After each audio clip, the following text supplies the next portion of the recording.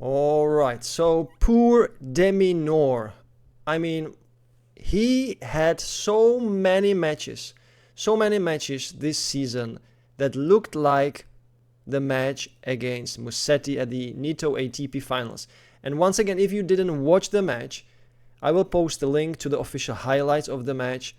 Just watch it and you will be amazed how the level, even for these, non-Alcaraz and non-Sinner players, is so high, is so big, that I'm truly starting thinking that Alcaraz and Sinner, they are truly the next level, and all these guys that are behind are the big three level. You might not agree with it, but I think that the level is so high for the rest of the field as well that it almost matches the level of the big three. Of course, we might argue about it. We will never know. We will never find out. But some of the rallies are top notch, beyond any imagination. And especially in that match, there was one rally where both of the players, Musetti and De Minaur, ended up lying on the floor, totally exhausted. And De Minaur was able to finish the point with an unbelievable smash.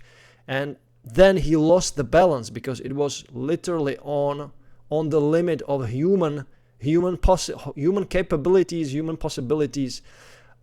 Just absolutely amazing.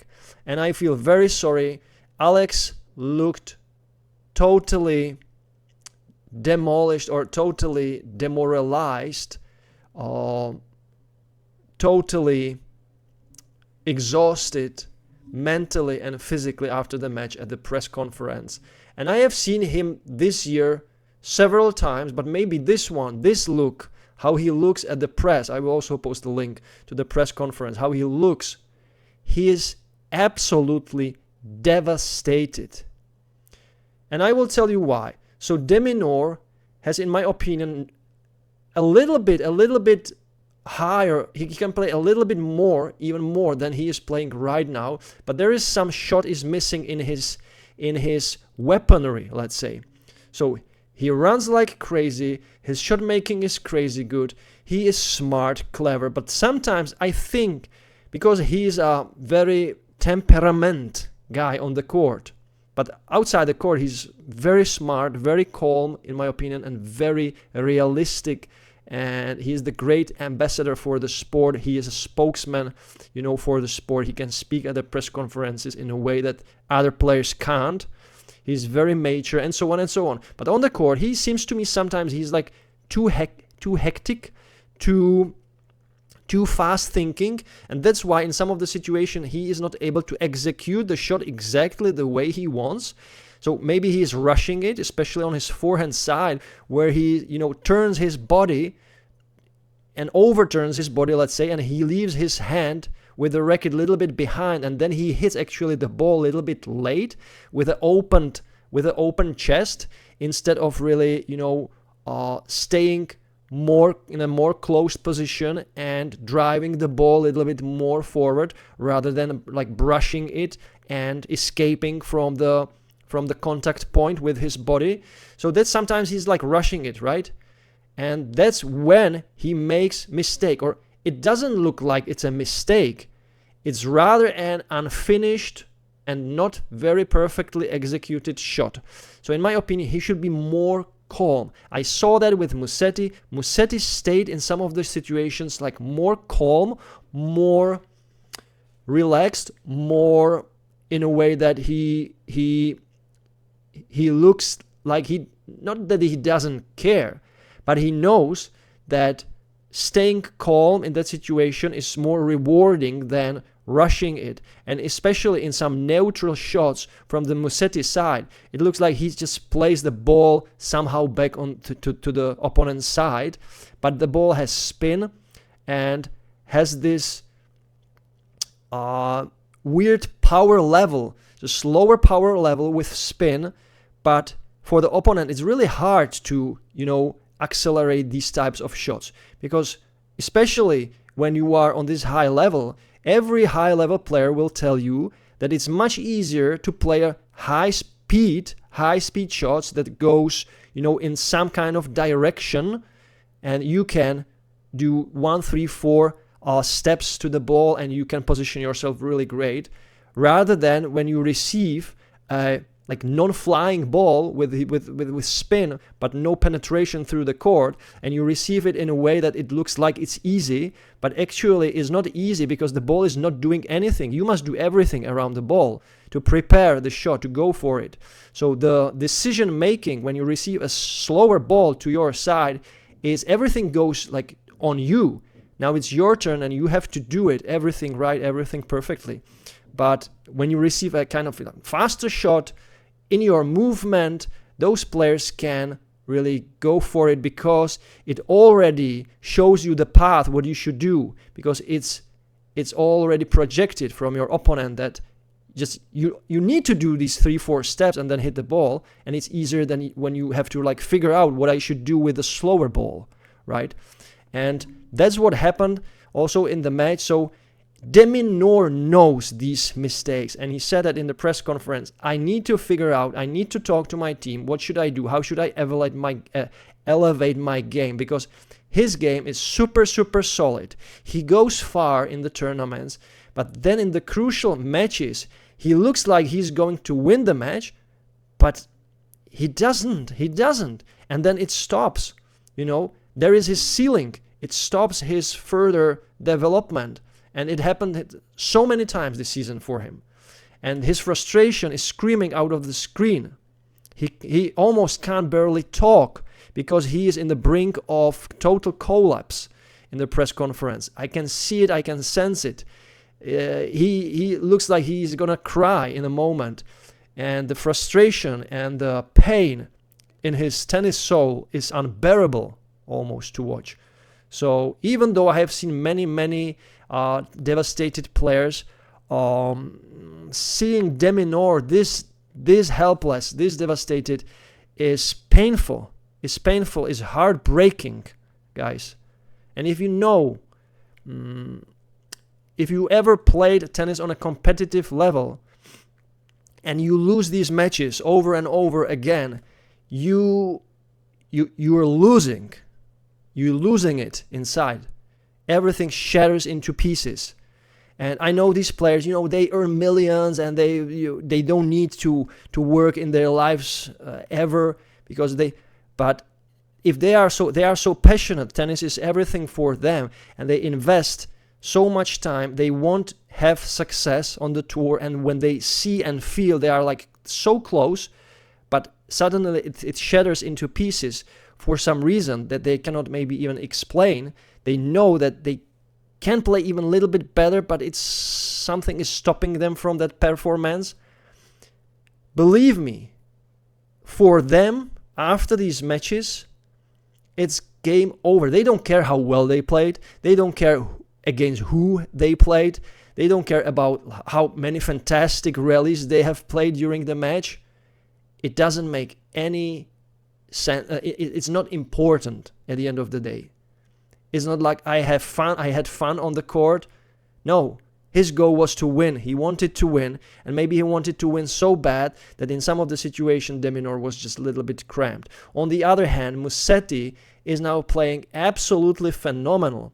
I was a little bit worried that he would be tired after so many matches in a row, but he seems to me, he's young, he's pumped, he can regenerate in 24 hours really well. What's gonna happen on Thursday? That's the question. With Carlitos, it will be another level, another step. So what we can see, Carlos Alcaraz at 14 o'clock, at 2 o'clock in the afternoon, the first match. I think it will be a nice match, but for me, Alcaraz is going to win this one, 6-4, 6-3 or something like that. Why? Because I think now Musetti has reached his peak performance, and now it will go a little bit down. It's happening all the time. You cannot elevate your game 3, 4, 5 matches in a row. In different tournaments, different events, against very different players. So I believe Alcaraz will dominate this match. Then there is the Fritz De Minaur match.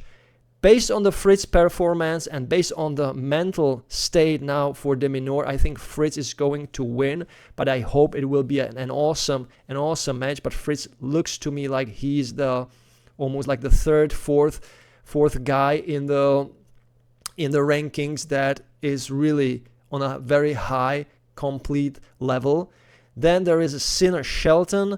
I believe Sinner will quite easily win against Shelton, because Shelton, in my opinion, Shelton does not have a consistent game. He has these ups and downs.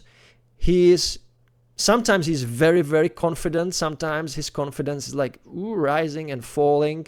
It is really based on various things, but against Sinner, you just need to go all in. So maybe this will help Shelton go all in. I believe when you face Sinner, you just need to have an open mind, and you just maybe need to play in a way that, okay, it's Sinner, he must win, not me. I don't have to win. He must prove he is the best player in the world. So I can really play relaxed. But if maybe Shelton comes to the match like, okay, I can win, I can beat him. Of course he can beat him. But don't force it against these players. You can't force it. You just need to ride on a wave and, be as open-minded as possible, and of course go for it, and that's what Shelton is doing basically every time. But it's not, in my opinion, he is not that consistent in that category. So then there we have Zverev and Ogier Aliassime. Okay, actually all the matches begin at 14 o'clock. Oh, it's written there, but does it make sense? Did they play all the matches at one time?